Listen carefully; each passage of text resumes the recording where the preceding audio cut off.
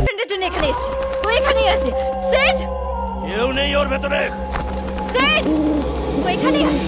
Set, খুশি থাকো, কেউ সাড়া দেবে না। ওখানে কেউ নেই, এটা শয়তানের কবরখানা। সিদ্ধান্ত করবেই আমি এখানে এসেছি। ঠিক আছে, ওকে ফোন করে জেনে নিন ও এখন ঠিক কোথায় আছে।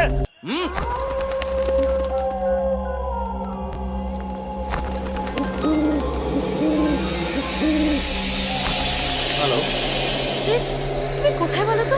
আমার ঘরে আমার কয়েকটা বন্ধুকে আমাদের বিয়ের ইনভিটেশন মেল করছিল।